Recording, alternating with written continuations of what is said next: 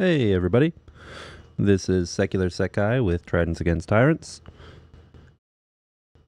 and this week on the stream got a couple different things to talk about. I'm also back from my travels and using my old, nicer audio equipment since I'm no longer traveling once more, and I'm hoping...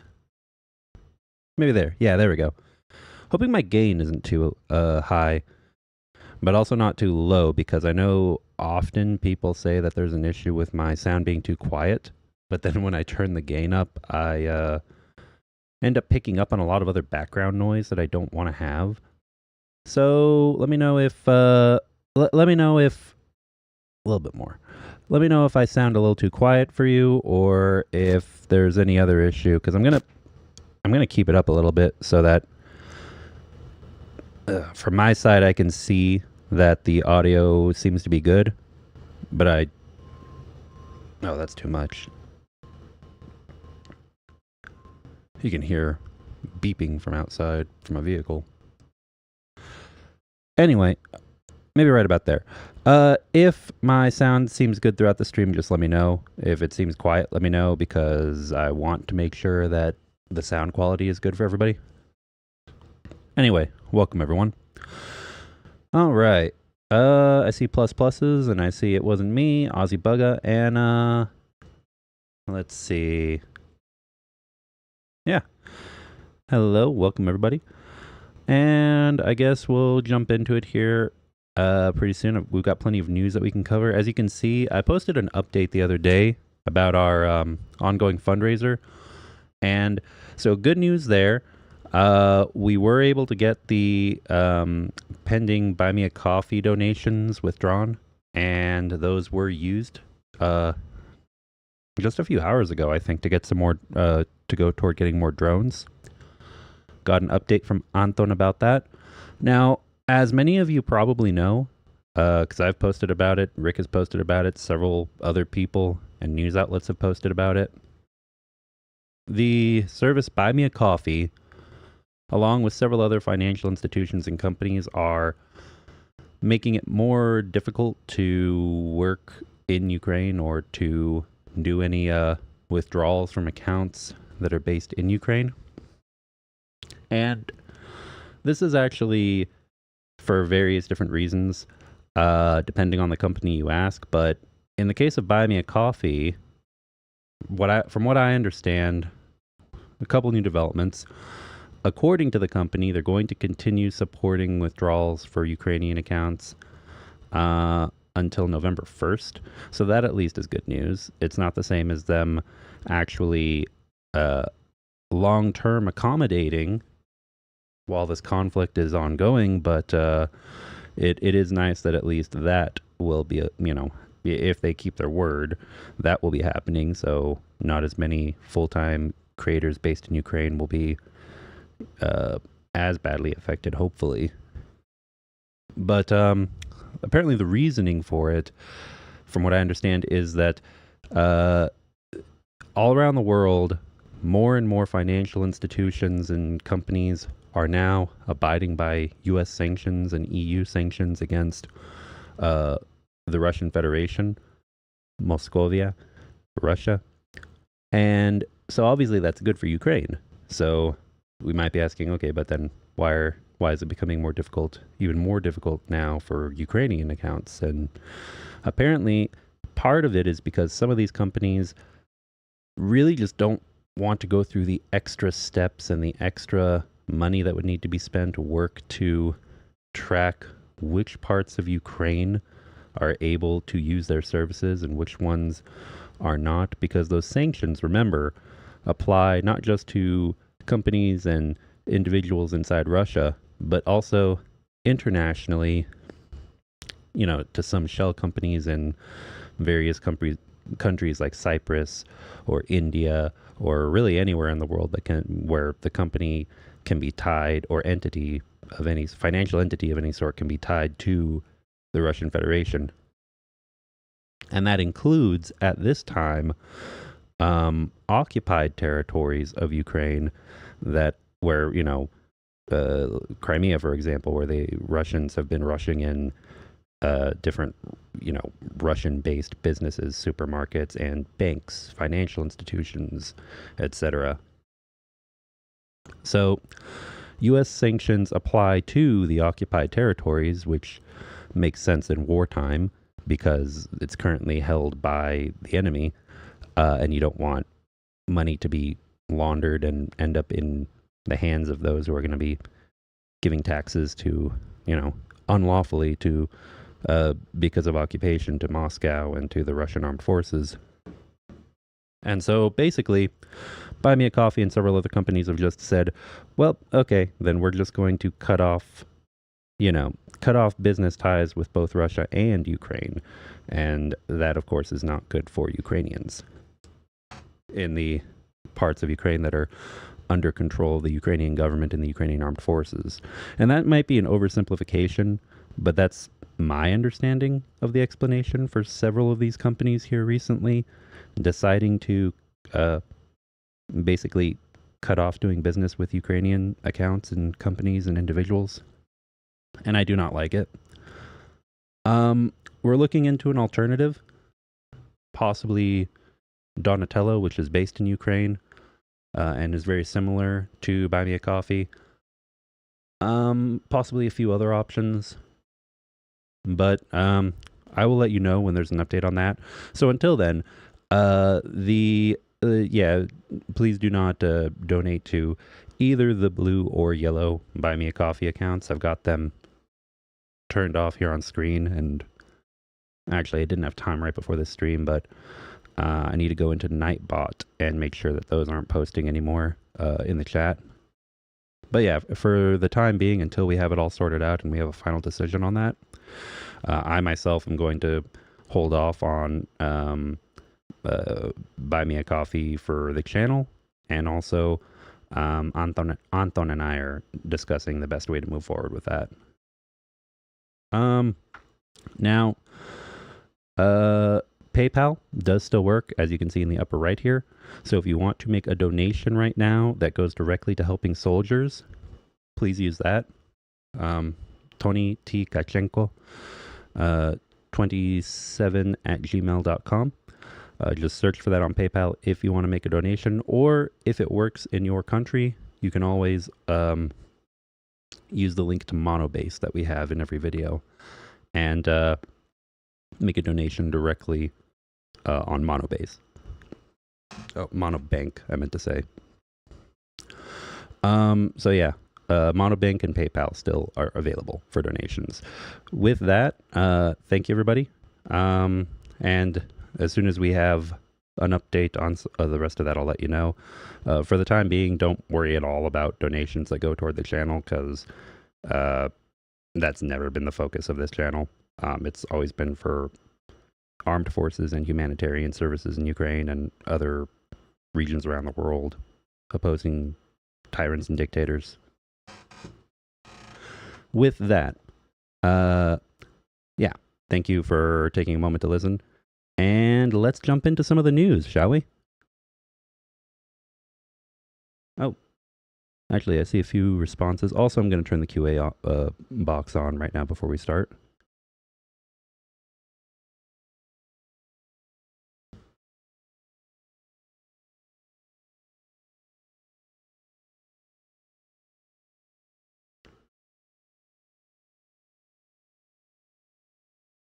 Okay, there we go. Q&A is turned on.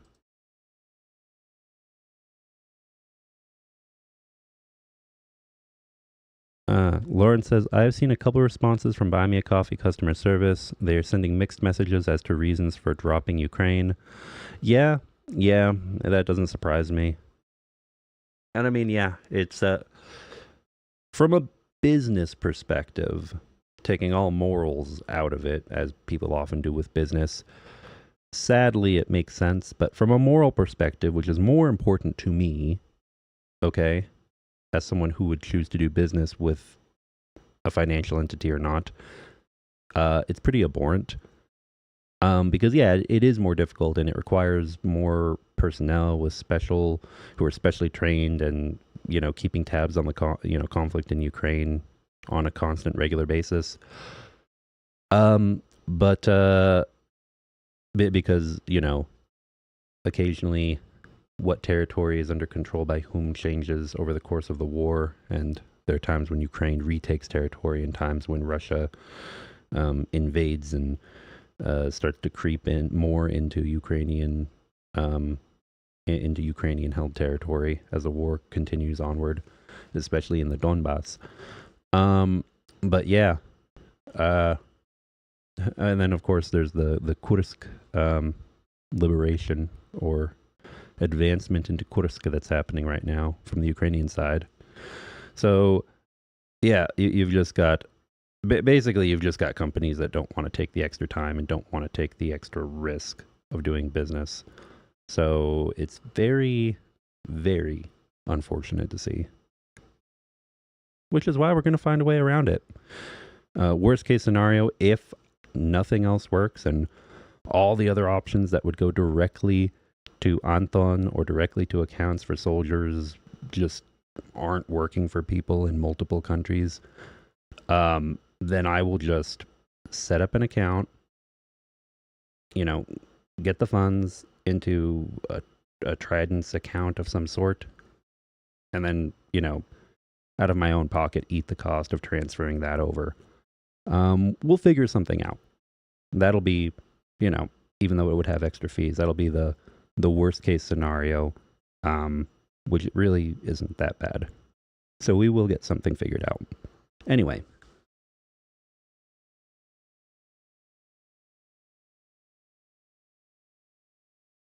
Oh, and one more thing. I see KK's GG here. I don't have my camera on, and that is because I did not have time to set up background blur for where I'm at. I'll see about that for the next stream. But I do have some nice masks you might have seen when I've been on the shills. Yeah, big thank you to KK's GG for sending me a couple of masks with the Ukrainian flag.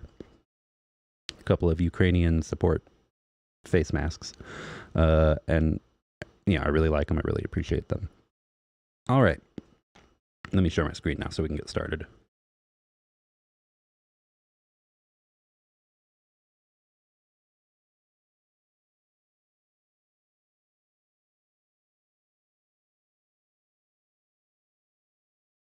All right, we're going to jump right into some news now relating to the title of this video. Are the hostilities in Kursk Oblast just the beginning?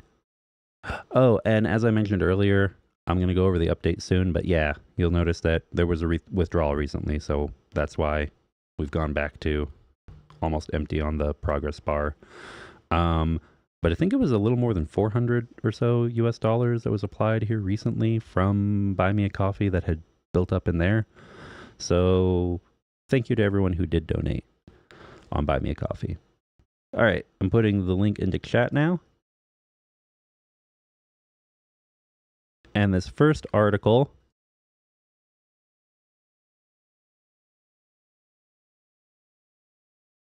let's see. From hromadske.ua. Are the hostilities in Kursk Oblast just the beginning? Interview with military expert Mikhailo Samus. And we have an image here of a Ukrainian soldier in the town of Sudza, Kursk Oblast, Moscovia. Let me temporarily turn off the progress bar. There we go. The Ukrainian offensive in Kursk Oblast has confused Russia's military and political leadership. In order to stop the advance of the Ukrainian armed forces on the territory of the Russian Federation, Moscow was forced to withdraw some units from the front in eastern and southern Ukraine. In a conversation with Mikhailo Samus, military analyst and director of the New Geopolitics Research Network, Hromadsk, discusses whether the unexpected border breakthrough will help stop the Russian offensive in Donetsk and Kharkiv Oblasts. Why Western allies are not afraid of escalation this time, whether ATACMS missiles can change the course of the war, and how the advance of Ukraine's army leads to conflicts in the Kremlin. So, why Kursk Oblast?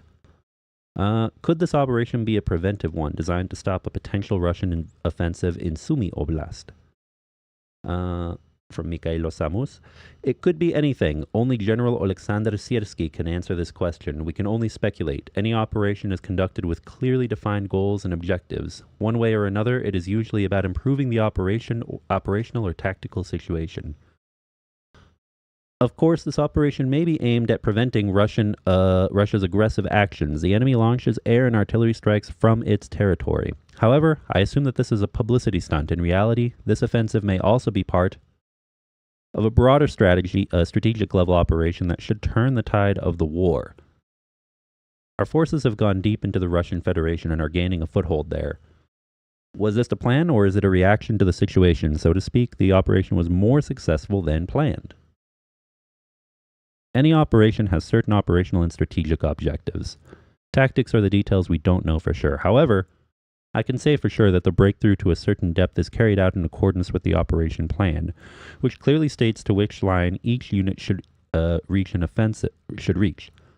An offensive into enemy territory is launched only after thorough reconnaissance, which would explain why there was it took a while before this happened. Like, this needed to be planned out and made sure that they were pretty sure Russia was not going to be able to offer up as much resistance as they have in the occupied portions of Ukraine, which makes sense because as a country and a military, Russia never expected Ukraine to actually go past that. It's kind of audacious when you think about it. The thought that, they would never attack us on our own territory. There's already been bombings back and forth. There have been literal drone attacks and bombings in Moscow.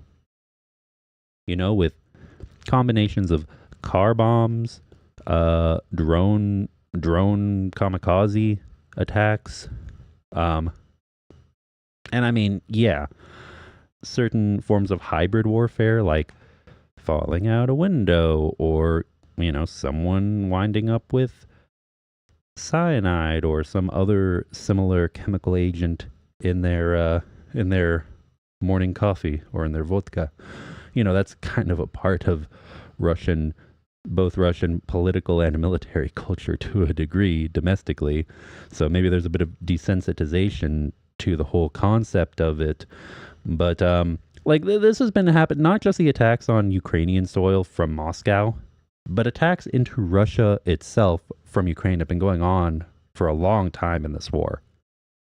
So it's kind of crazy that they assumed a land offensive into any of Russia's many rural, less defended regions would never occur, because there was just kind of this idea, I think, in the Kremlin's mind, well, that would obviously send a message to the rest of the world that it's okay to do that, and that could bring us all a step closer to, World War III, because, we might actually use a nuclear bomb. We're not just joking about it. We might actually do it, and then, well, Ukraine is in Russia. Ukraine has liberated portions of Russian territory from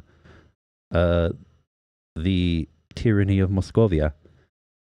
And I don't see any tactical nukes going off anywhere.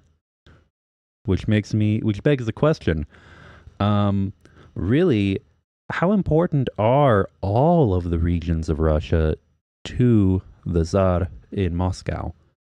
I mean, clearly, an attack directly onto St. Petersburg or Moscow, a capital, it would make sense. That could be a red line where maybe they wouldn't be joking anymore and they would actually consider, potentially launching launching the first of multiple missiles that could lead to the extinction of the human race. But it begs the question, how important is Kursk Oblast? How important is Belgorod? How important is Bryansk, or even Chechnya, or Dagestan, or any of the multiple other oblasts and regions and occupied republics, I would say, within the Russian Federation could actually see an incursion from foreign forces similar to this, and Moscow would either be powerless, well, not completely powerless, but would be impotent in their response. And that is something that may be tested by time. We shall see. But the world is watching. Anyway, let's continue.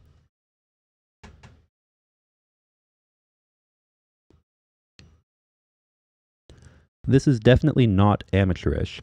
It is not possible for a battalion to go without knowing where it is going. In an operation of this magnitude, one of the most important tasks is to follow the plan. Mikhailo Samus, military analyst. For example, if a grouping is conducting a raid, then according to the plan, approximately the same group in terms of size and composition, and possibly more, should cover the flanks. The enemy should not be allowed to hit the offensive group from the flanks. In addition to advancing in depth, the front of the operation is also expanded. That is, Ukrainian troops protect the flanks from a breakthrough by Russian forces. The geographical features of the area are also taken into account when planning. There are rivers in the combat zone in Kursk Oblast. Ukrainian troops are trying to move along their courses to secure their flanks. Those rivers are really important, tactically speaking. I mean, I know the whole front line in Ukraine has kind of been has kind of just been entrenched for a while, quite literally, with trenches being dug on both sides. But if you look at the whole region in the south, near Odessa, for example, where there's the one large river that cuts through southern Ukraine, and then on one side it's Ukrainian controlled, on the other side it's controlled by the enemy occupying forces. That river is a real headache for both sides. And it's kind of the reason why neither side has been able to advance in that region. But then in the flatter parts of Ukraine, where there's no rivers, no mountains, just wide open fields, there it's become a lot harder. It becomes a lot harder in an area like that with minimal natural defenses to hold the line. But hopefully we see that change and we see a reversal of the tide in the months to come. Especially if Russia ends up with a lot of internal issues or paranoid and needing to deploy more troops to protect the rest of its border, from east to west, from Moscow to Siberia,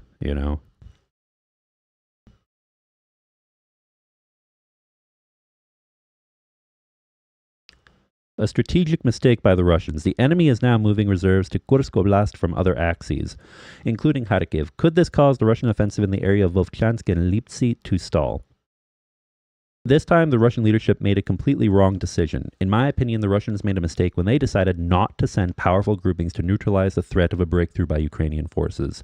At least 2 or 3 divisions would be needed to strike at the Ukrainian flanks and create problems for the Ukrainian armed forces in Kursk Oblast. Of course, this would lead to a halt to the offensive in Donbass, because only from there can such forces be withdrawn. And remember, they can't just send anyone. They can't be sending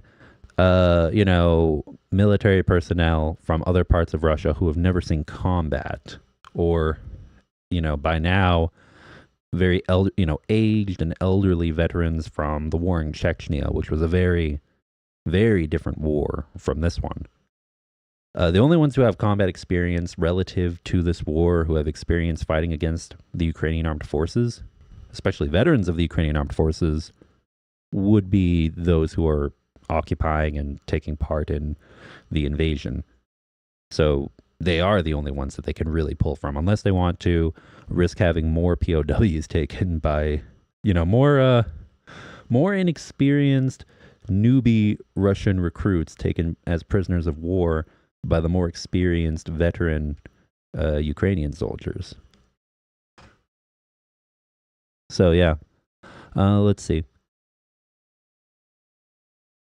Instead, the Russians decided to continue their offensive in eastern Ukraine. Putin personally confirmed this, saying that the offensive is only accelerating. This is completely unreasonable in this situation. They have decided to scrap together any reserves from all directions and throw into the battle a, quote, hodgepodge, third echelons, the Akhmat special forces and the like. In the end, some troops were deployed from Ukraine, from the Zaporizhia and Kherson regions and the Vovchansk axis in Kharkiv Oblast. In other words, the Russians are trying to stop the Ukrainian offensive in Kursk Oblast with little blood. This is a completely wrong decision from a military point of view, as these forces are not enough. Indeed, now Russian forces can create separate points of resistance and strike at our positions. However, their units are not sufficient for concentrated attacks to, for example, threaten our flanks or completely stop the frontal advance of Ukrainian troops. I do agree with this. I do agree with this from analysts to an extent. I do think that one thing that does concern me is, it's lather, rinse, repeat, tactically speaking, from the Russian side. And as we've seen throughout this war, even when this war started from the very beginning, there were reports, there were news articles about soldiers who didn't even know that they were going to war from the Russian side, who didn't even know that they were going to go to Ukraine, and they were confused as hell. And obviously that wouldn't be the case this time, but my point is that from the very beginning, you've had like a certain minority, like the upper echelons or the, ranking officers who have security clearance in the Russian armed forces, the Russian military, who are like, okay, this is what we're going to do, this is how we're going to do it, and this is how many men, how many bodies we're going to throw at the problem. And then they just get the inexperienced guys with little training and throw them into the meat grinder. And I think that's exactly what's going to happen in Kursk. We already know that when it comes to quality, the Russians don't really care.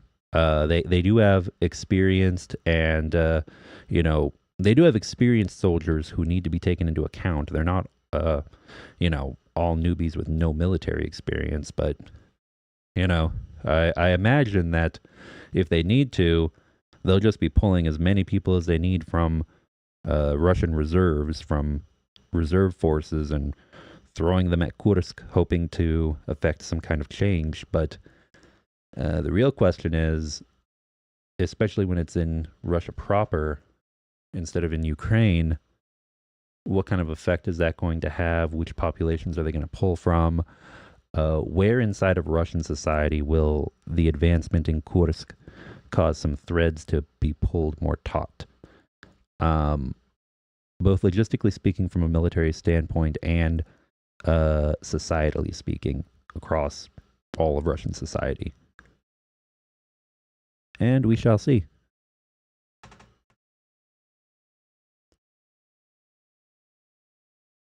Indeed, now Russian forces can create separate points of resistance and strike at our positions. However, their units... Oh, yeah, I already said that. However, their units are not sufficient for concentrated attacks to, for example, threaten our flanks or completely stop the frontal advance of Ukrainian troops. For 1 or 2 weeks, the Russians will try to assemble this hodgepodge and throw it into battle. However, the Ukrainian armed forces will be able to destroy or capture these reserves. That is, what is happening now will continue. Sooner or later, in order to stop our offensive, they will have to transfer entire formations, that is, divisions or regiments. Yeah, that is likely. And I think the more that is kind of that sentiment and that idea of needing to do so is pushed forward information warfare wise, the more it will help. Because it is important to make it clear, the Ukraine is accounting for the fact that Russia will use the same tactics they always have. And the question of whether or not that tactic will work comes down to if Ukraine gets many more POWs inside of Kursk and also opens humanitarian corridors to come into Ukraine for Russian civilians, Well, I want to say, is that going to help with negotiations? But we already know that Russia really doesn't care about their people. So it really comes down to the land itself and holding it to be able to negotiate, like force Putin to the negotiating table. So another question is, what important resources or positions, military, geopolitically significant strategic locations could be acquired from within Kursk? One example being the Kursk nuclear power plant. Yeah. Really, it's just that. It's positions, land, resources. These are the things that will force the Kremlin, humiliate them, force them to come to the negotiating table. Sadly.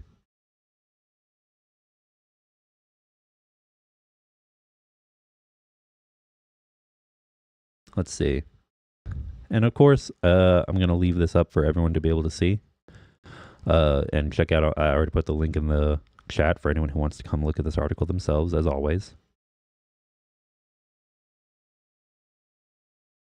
I want to move on to other articles, so let's move forward a little bit. Let's go to this section up here regarding mobilization. If the Russians lack reserves, does a large-scale mobilization scenario emerge? It is possible, but it will not affect the situation here and now. First, they need to recruit the draftees, at least to dress them in something, which will take a month. It takes another month to train them, which is insane when you think about it. You need more than 1 month of training in any combat situation, realistically.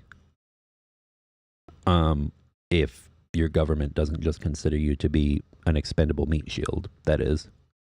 Even if mobilization is carried out now, its effect may not come until October, and by then it will be too late. Well, I say that, but of course then there's also emergency situations, because on the Ukrainian side too, when there's an active conflict and you have to get new recruits, new trainees in, the amount of training you get is what you're able to get when the situation demands it.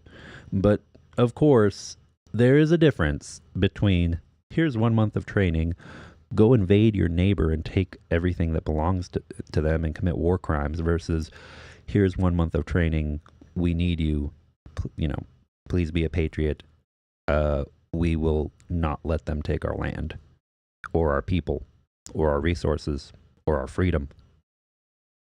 Between those two, obviously we can all see there is a major difference. And a major difference in the motivation for shorter periods of training. All right. Let's see here. Even if mobilization is carried out now, its effect may not come until October, and by then it will be too late. I am sure that the offensive in Kursk Oblast is only a part of a large strategic operation of our forces. When planning this operation, the command took into account all factors, including mobilization. Ukraine needs to prove itself before November, when the U.S. presidential election will take place. Yes, yes, yes, yes, yes, absolutely. Don't be passive. Be active. Be aggressive. Don't let Russia force you into only a defensive position. I 100% agree with that in terms of the psychology of this warfare, of this war, this conflict, and the psychology of all observers, not just active participants of Ukraine and Russia. This is very important. And no matter what administration it is, and it will not be the administration of Trump. Let's make that clear, because the Trump administration, it doesn't matter what Ukraine does. Trump is in the pocket of Russia. We all know the man is not one who can be trusted.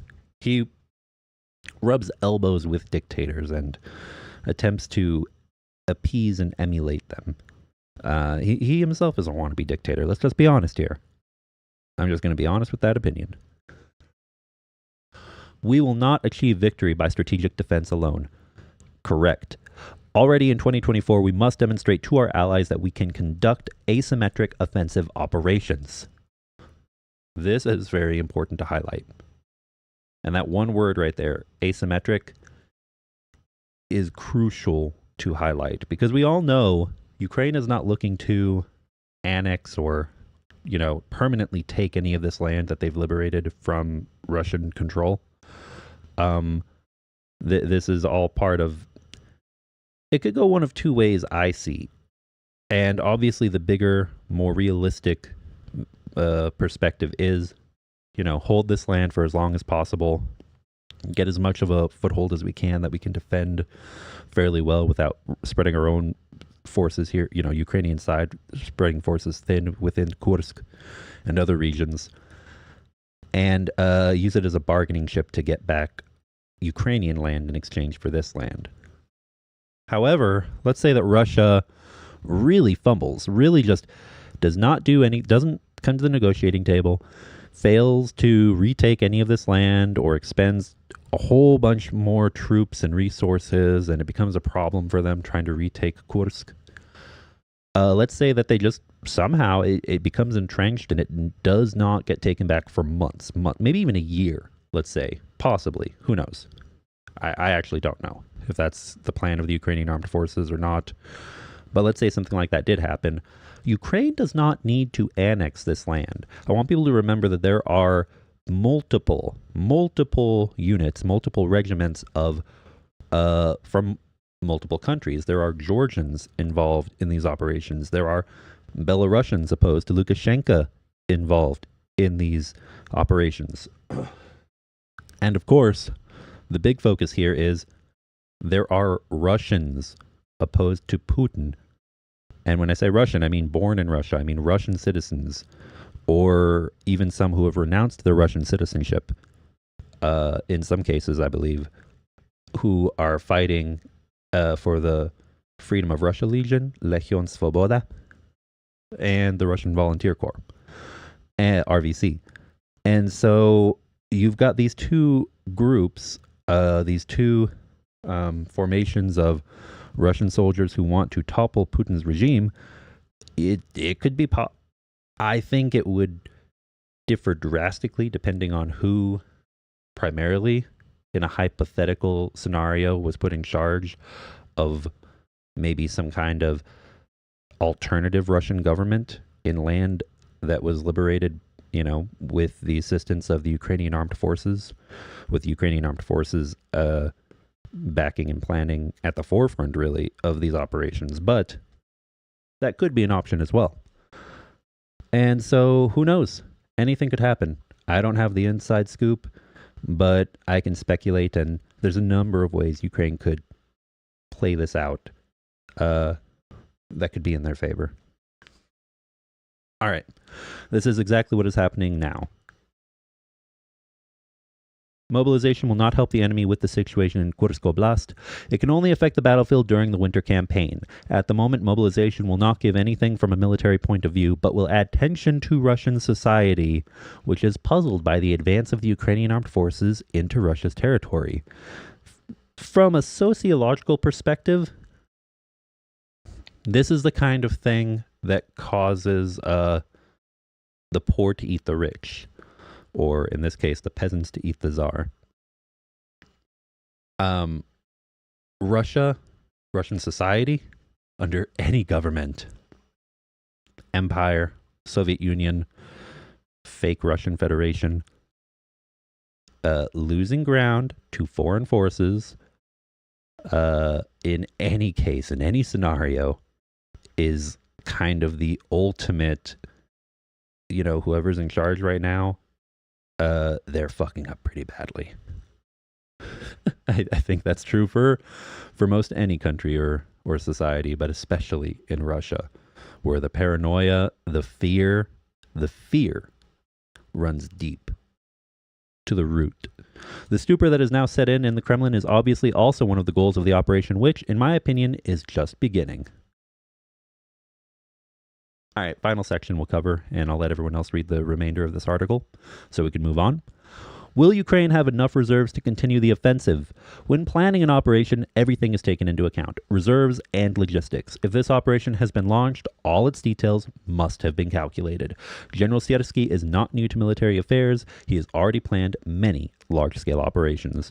So, yes, two things we have confirmed here. One, the Ukrainian armed forces are confident, according to this analyst, in the amount of reserves and logistics they have to carry this out long term.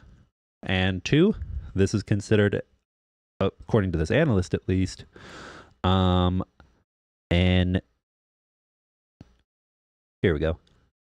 asymmetric offensive operation, with asymmetric being the key word. So we can expect, we could expect this to be like one big hit and run tactic. We could consider this to be with an overall psychological, strategic, goal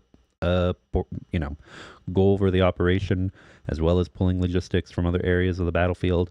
We could consider this to be, if it goes really well somehow, the establishment of a, kind of.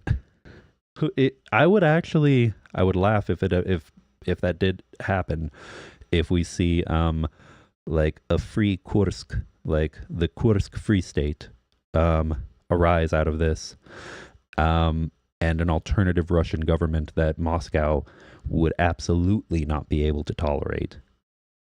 Moscovia does not share power in their little bubble known as Ruski Mir, the Russian world, Russosphere. So, yeah, we shall see. But if that's the definition, then any number of creative ways to utilize these advancements could be made in the future in a form of not really hybrid warfare, but in a form of warfare that is aimed at further destabilizing things in Russia. All right, let's move on, because I feel like I've been commentating and staying on this article for quite a while. We're already 41 minutes in.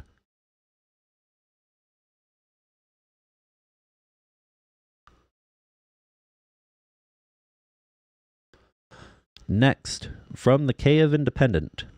Let me put this into chat.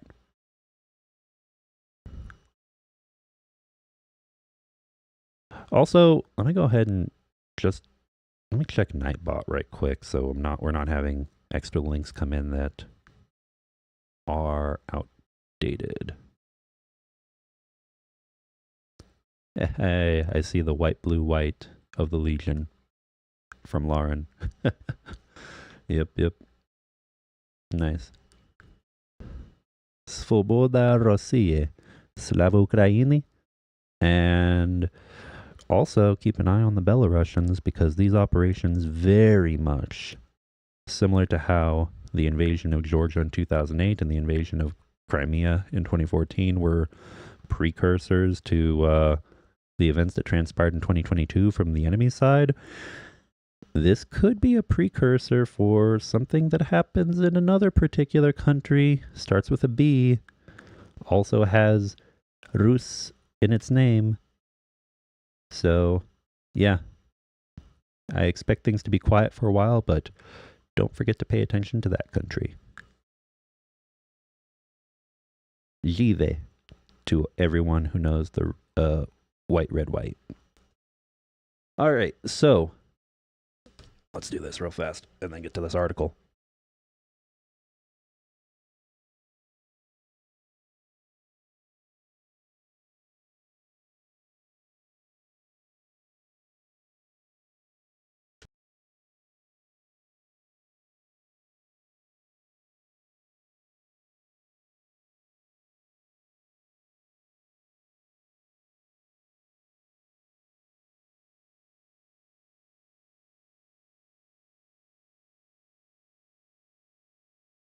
Oh, funny. I guess for some reason I had disabled it months ago, and it's already disabled, so it hasn't been in the chat. That's funny. All right, on to this article now.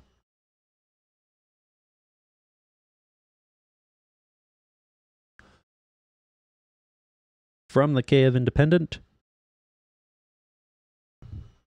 UK waiting for US approval to greenlight Kyiv's storm shadow strikes in Russia, Times reports. Oh, however, I do see a questioning chat from Lauren. Belarus already gave most of the, quote, good stuff to Russia, didn't they? that could refer to a lot of stuff. Are we talking about military hardware? Are we talking about their, you know, their moral decency? I guess they wouldn't have given that to anyone. They would have just surrendered it to Russia. Because a lot happened at the beginning of the war with Belarus, where they were, you know, allowing Russian troops to operate from their territory, and they were allowing their own military reserves, I believe, to be used partially. And they were, you know, basically allowing for the assault on Kiev that occurred early in this war when they tried to blitzkrieg through and end it quickly, and they failed their 3-day operation now, you know, come next year becoming a 3-year operation. Equipment. You know, I don't actually know the logistical reality of that when it comes to Belarus. I know that they did give a fair amount, I do believe, because the Russians were like, hey, we need this, give it to us. And it was like, okay, bend the knee to Zaraputler. But, and I know that Belarus does not want any direct involvement in this war, because there's probably been, I guarantee you, there have been political analysts in both countries who have come together and said, yeah, if you get involved, oh man, Belarusian society will collapse so much. The Belarusian regime will collapse so much faster than the Russian regime. And we in Russia don't want to have to come and babysit and actually send, you know, quote unquote peacekeeping forces and basically enact military rule, you know, martial law throughout the country, like direct Russian rule instead of relying on Lukashenko as a puppet. So I think both sides have just kind of agreed since around the end of 2022, probably. Keep posturing and making them think, will they, won't they get involved? But Belarus getting involved in this war might give a few extra troops, but oh man, it would be such a strategic blunder. I don't want to see more suffering. I don't want to see more countries get drawn into a conflict, but a part of me just thinks, oh, just do it. Just do it. And give the precursor, the pretense, give the signal to Ukraine, the international community, for more destabilization to occur in Belarus, because that would be such a huge blow to the Kremlin. Anyway, UK waiting for US approval to greenlight Kiev's Storm Shadow strikes in Russia, Times reports. I keep getting distracted. My apologies, everyone. The UK government asked the US over a month ago for permission for Ukraine to use British Storm Shadow missiles inside Russia, but is yet to receive a positive response, the Times reported on August 16th, citing undisclosed government sources. Ukraine has long been asking its Western partners for permission to use long-range missiles like the Storm Shadow of American ATACMS inside Russia. So far, the Western countries have not budged on the issue, even as Kiev launched a cross-border incursion into Russia. Honestly, I mean, they've already done drone attacks directly into Moscow. ATACMS on other important strategic towns. You know what? Let's pull up a map really fast. Actually, you know what? Let's finish this article and then we'll pull up the deep state map to take a look. So far, the Western one British government source told the Times that the request has been effectively stuck in their U.S. system, while another called it a routine U.S. process. A third source said the discussion with allies on using the Storm Shadow is ongoing. According to one of the sources, London does not blame Washington for the delay and considers it an expected part of a policy change process. The Kiev Independent could not verify the claims. The story did not specify why the use of Storm Shadow, a cruise missile co-developed by the UK and France, with a range of 250 kilometers, 150 miles, would be contingent on Washington's approval. Matthew Palmer, a U.S. chargé d'affaires to the UK, denied for Times Radio that his government would have a say in the matter. Oh, yeah, no, Brits aren't going to like that.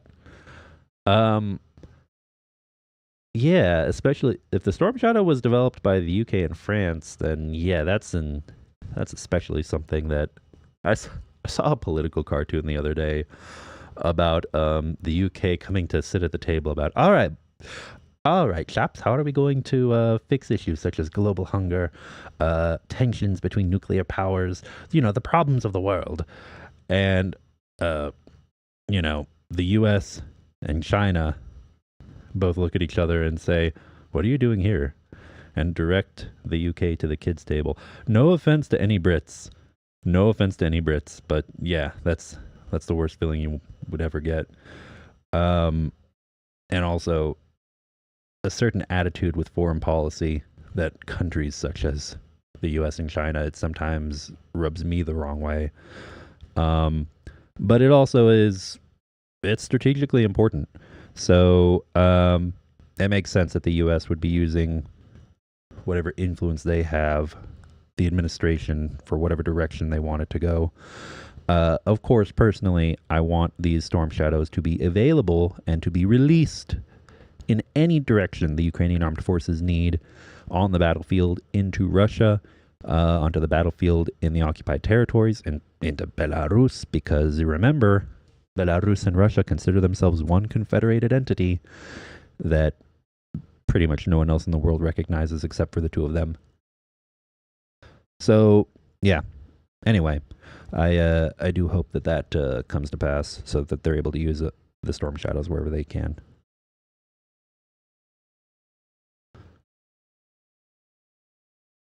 But I say he was denying that the U.S. government would have a say in the matter, which would make more sense. Earlier media reports indicate, however, that the permission is not solely dependent on London. British official sources told The Telegraph in July that such a step would require an agreement among 3 countries, including the UK. Though the sources did not name the other 2 countries, France is a likely candidate, as it produces its own variants of Storm Shadow called Scalp T, which have also been supplied to Ukraine. Also remember that France has their own interests, and it's not just Ukraine that they're involved in right now. France is one of the few countries right now in the world helping to level the playing field, so to speak. I don't like to say playing field because it's not a game. It's war, but leveling let's just say leveling the field. Period. Leveling the field when it comes to the conflict between Armenia and Azerbaijan / Turkey, because Turkey helps Azerbaijan a lot.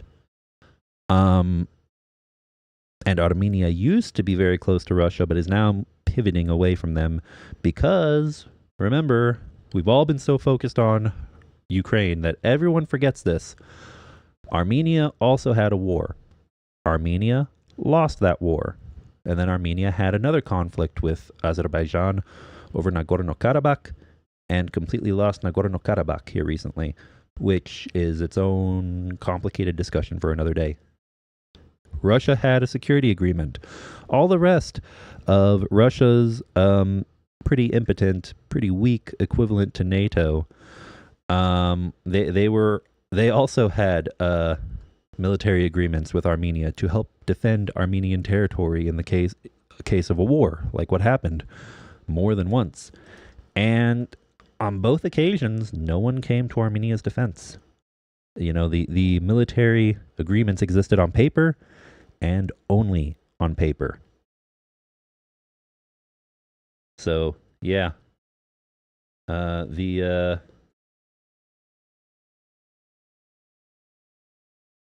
Collective Security Treaty Organization, with security being a rather, a rather laughable portion of that organization's acronym, their collective name, CSTO. Anyway, the latest news could indicate that the U.S., the leading force in the pro-Kiev coalition and the most powerful NATO member, may also be one of the 3 nations. It makes sense. It could be someone else, but let's be honest. If it's the UK and France, the third would probably be the U.S. I mean, anything's possible, but I think we're all 95% sure the third country with a say in this matter would be the U.S. The Pentagon said that while Ukraine's Kursk incursion is consistent with its policy on the use of American arms, there was no relaxation on the use of long-range weapons deep inside Russia. The U.S. previously permitted the use of U.S. arms on Russian territory just across the Ukrainian border. Pentagon spokesperson Sabrina Singh reiterated Washington's worries about a possible escalation of the war. Some media reports indicate that the U.S. simply considers the ATACMS missiles more useful, for example, for strikes in occupied Crimea than in Kursk Oblast. Like the U.S., the U.K. also allowed Ukraine to use British-supplied arms during the Kursk incursion, with the exception of long-range missiles. According to Kiev, the restriction on strikes deep inside Russia was one of the motivations behind the Kursk operation. If Ukraine could strike the enemy troops on their territory from where they threaten Ukraine, then Ukraine would be in a much better position to protect itself, Foreign Ministry spokesperson Georgy Tiki said on August 13th. I probably butchered that name. I'm so sorry if anyone listening speaks Ukrainian. In particular, it would be less necessary to use the Ukrainian defense forces outside of the Ukrainian borders, including Kursk Oblast. Oh, and that is the end of the article. But, yeah, I mean, that permission needs to be provided. Ukraine needs to be able to preserve and honestly keep safe as many of its soldiers as possible in this conflict. Ukraine is not a small country with a small population. Ukraine does have a lot of people, but this war should not be it should not be a conflict where the enemy, who has a much larger population, is one of the most populous countries on the planet, can just throw wave after wave of stormtrooper, orc zombies, basically, and also conscripts who don't want to be there in the first place, who are just there because they were drafted against their will. It should not be a situation where they can just, so utterly atomize, or rather, so severely harm the people and the demographics, the total population number of Ukraine with this conflict, especially Ukrainian men, who of course are fighting on the front lines and, losing their lives in large numbers. Both sides are losing lives in large numbers. So yeah, anyone who perhaps is an ambassador from the U.S. to Ukraine, or who is in the U.S. military, or has any involvement with the DoD or the Pentagon, if you're listening, give Ukraine the permission that it needs. It's already gone this far. Take off the gloves. Take off the gloves, because Ukraine is at least going to be aware of what things may actually trigger a response if Russia isn't bluffing when it comes to nuclear weapons, such as, for example, maybe a direct strikes on Moscow, or an attempt to invade. And that's that. Let's take a look at the map now, because that's what I was going to do after this article was done. Let's pull up the deep state map. We'll just do it from right here.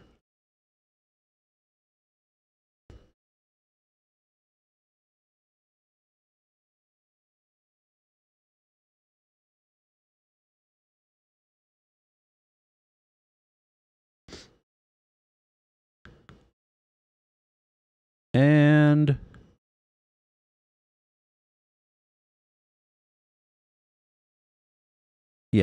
yeah, that's a good enough view. Okay, I want you guys to look at this. There's 3 districts, 3 oblasts or regions in Russia that currently are under high alert because of the advancements into Kursk, Bryansk, Belgorod, where there have also been probing attacks and raids from Ukrainian armed forces and pro-Ukrainian Russian forces, Georgian Legion, Belarusians involved. Actually, I'm not 100% certain about where the Belarusians might be involved at this time, but I know that there's been reports of the Georgian Legion involved in Belgorod Oblast. And of course, Kursk. And we can see here in the blue and kind of the gray or light blue regions, what's currently liberated and held by Ukrainian armed forces, and what's kind of partially under control or under fire control, at the very least. And if we zoom out, the entirety of Kursk Oblast is, let's see. Yeah, it's like, it's a huge chunk. It's almost the size of the Donbass, I think. Yeah. And so taking all of that would be a monumental feat and definitely not within the scope of an asymmetric operation of this type, of this manner. But still, look at this large chunk that is now under control and under fire control by the Ukrainian armed forces, and hopefully this will grow even further. Several kilometers. But then, of course, you have Oriol, you have Tula, which we should talk about Tula another day as well, and some of the domestic civilian and other groups within Tula that are not so content with Moscovian rule, Muscovite rule. And then finally, you get up here close to where Moscow is. So, like, it's very clear Ukraine is not going to get close enough to be able to fire anything directly at Moscow. And, oh man, St. Petersburg is even further, way up here, near the temporarily occupied territory of Karelia, occupied in 1940 in the result of the Winter or Karelo-Finnian War, reoccupied in 1945. Of course, Finland at this time does not claim or state that they are looking to get this back, but yeah. Oh, this is even in Ukrainian. I wonder if Buy Me a Coffee... I really do hope, especially if Deep State is still continuing to use them at this time, that Buy Me a Coffee reverses their decision when it comes to Ukrainian accounts. So I'm still sending them emails. Everybody, please go ahead and do the same. Let's keep putting the pressure on and keep messaging them about reversing this decision, continuing to support Ukrainians. Oh, we have another question in chat. Yep, Mitch Ashdown. Tula does not like Moscovia. That is very true. Not just Tula, but many regions in Russia have their own organized groups. Just so you guys know, if you want something interesting to Google after this stream, something that you may enjoy, especially now that we're seeing everything that's happening in Kursk, look up, hold on.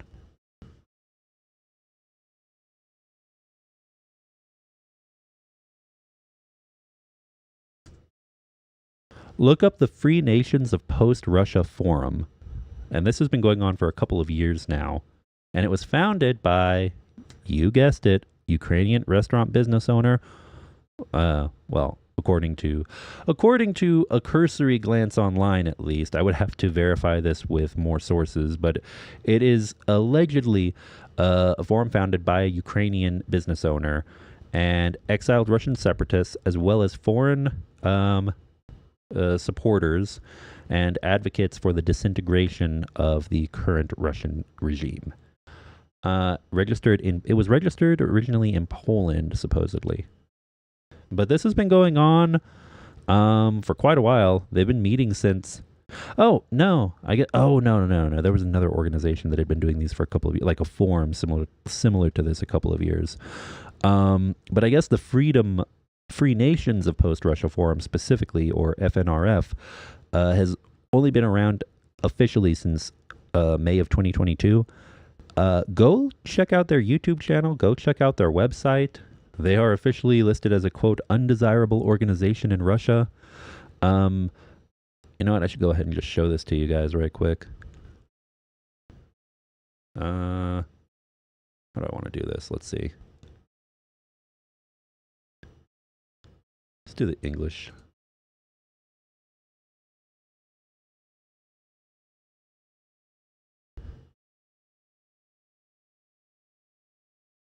Yep. Come on. There it is. Free Nations of Post-Russia Forum, and I guess the website isn't actually showing up, but it's... Hold on.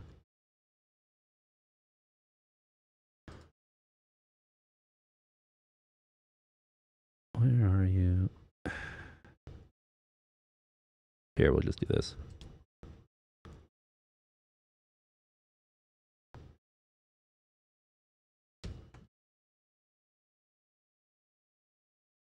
I'll put it up on screen, and I'll also put it into the chat.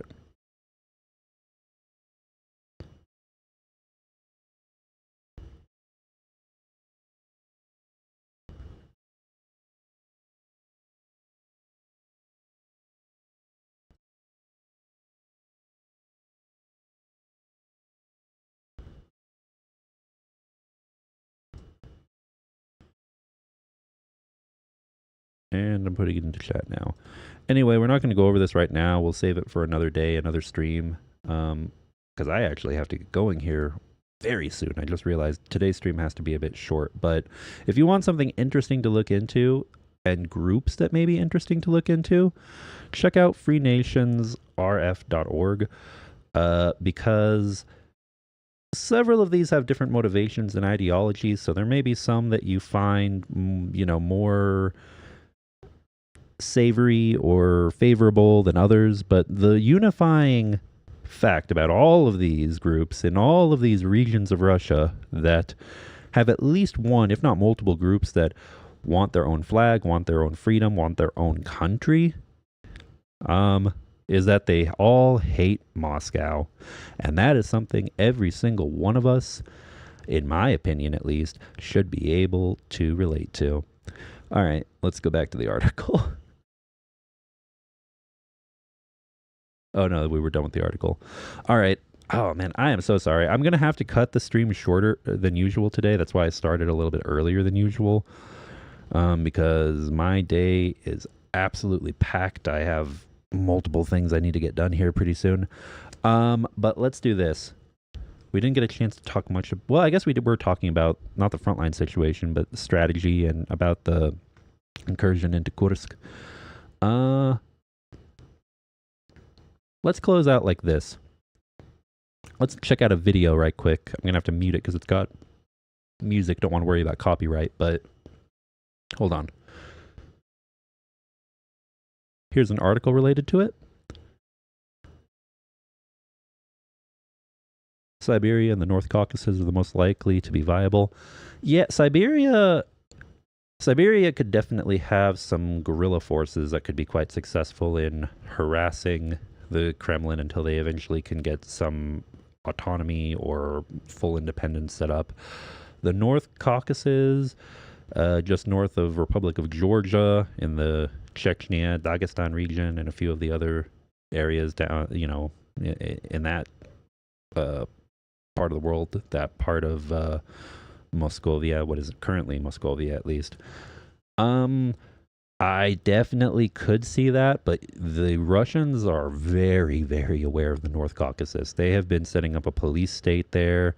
Kadyrov is able to run it how he sees fit. It's got its own laws and rules. It's basically got authoritarian autonomy to a certain degree from Moscow, as long as Kadyrov and his goons are willing to kiss the ring when asked.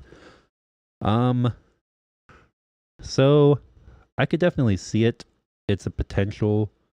It's definitely, there's potential there, and Ukraine has seen it as well, which is why there are multiple Ichkerians who, last I heard, are still in contact with Ukrainian intelligence, without going into specifics, of course.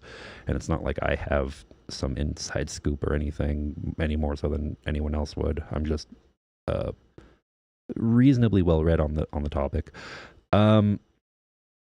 Yeah, the only problem there is, unlike the early 2000s, where there were so many different groups in much larger numbers who are well organized, unfortunately, after both Chechen wars, brutal crackdowns, and Russian, honestly, it's sad, but it's true, effective authoritarian repressive strategies being utilized in the region, a lot of those groups have been atomized and are either non-existent or a lot smaller and weaker than they once were.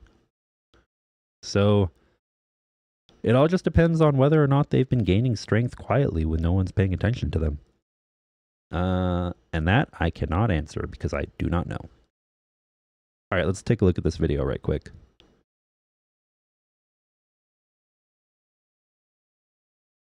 Oh, Siberia is wealth and it has ports and borders. Yes, but The real question would be how much of that could be utilized by, revolutionary forces and fend off both, the Muscovites as well as, you know, maybe some possible interference from, say, another powerful neighbor down south in Asia, the sleeping dragon, so to speak, that would love to have, absolutely just would be, drooling over those resources and either direct or indirect puppet rule control of Siberia. The latter being much more likely. Let's just be honest here. China doesn't like going to war. China likes to buy and use influence to get whatever they want with their, what is it? Aggressive, like what do they call it? Wolf warrior tactics and politics and diplomacy. I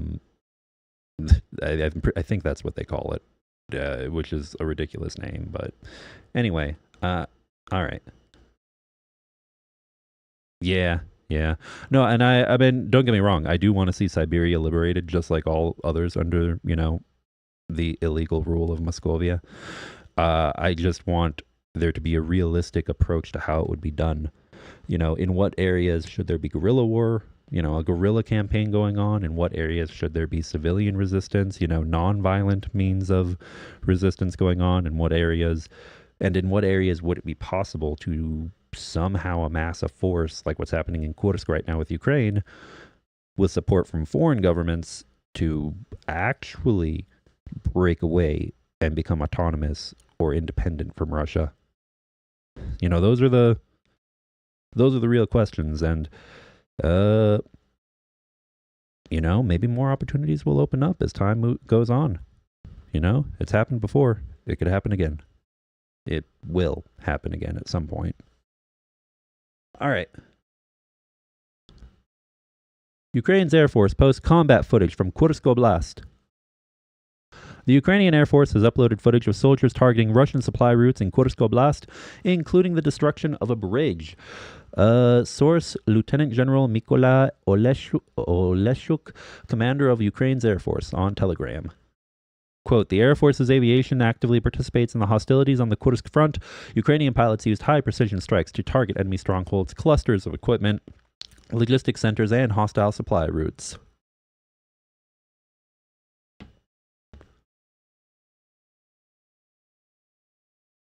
Where's the video? There is no link to the video. That is... Oh, there probably is, but it's on Telegram. I don't have Telegram. Hold on.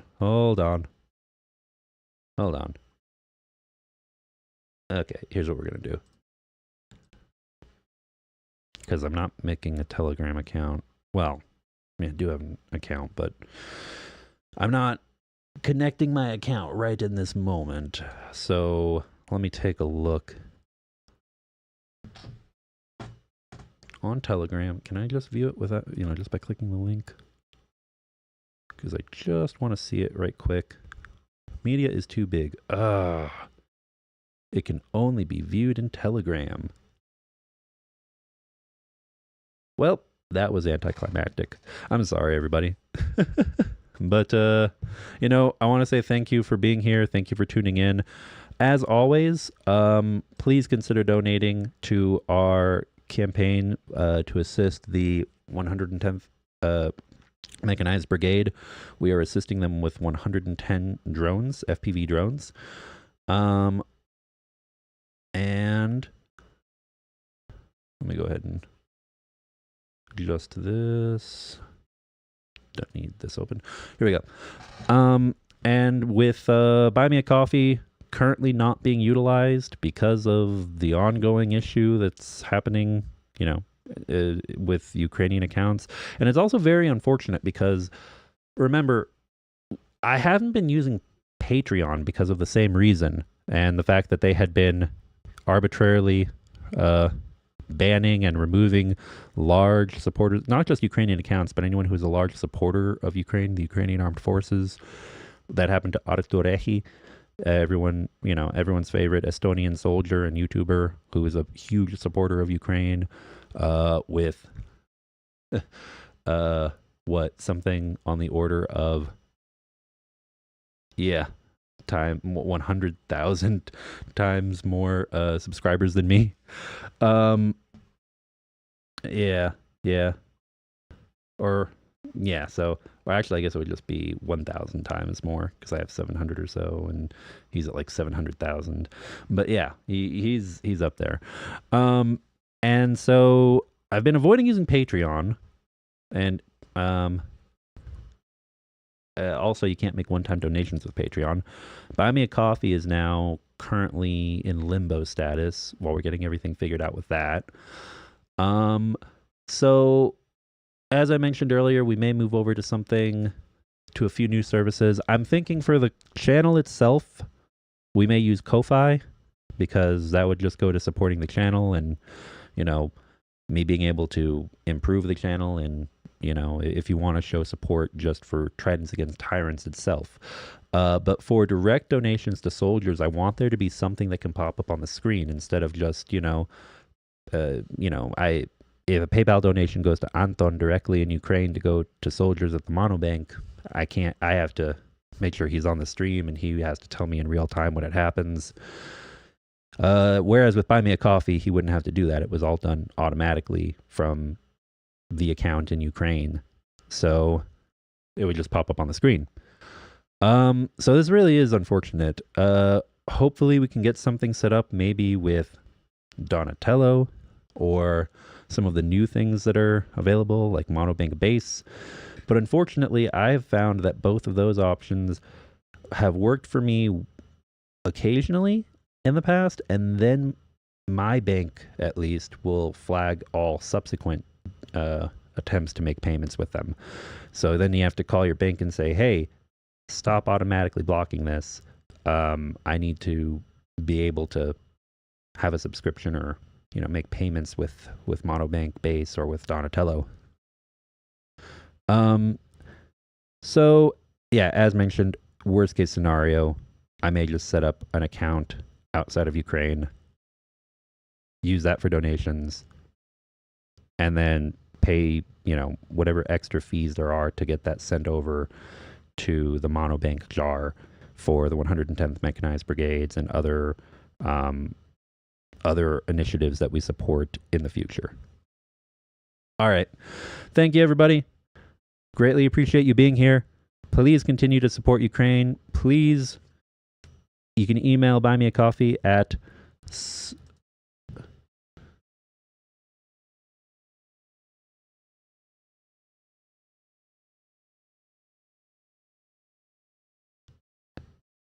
support@buymeacoffee.com, and I'm putting it into the chat right now. And I will see you all again soon. Planning to get some videos taken care of this weekend, so expect to see a few shorts and a few other things coming out soon on the channel. And continue to support Ukraine. Slava Ukraini.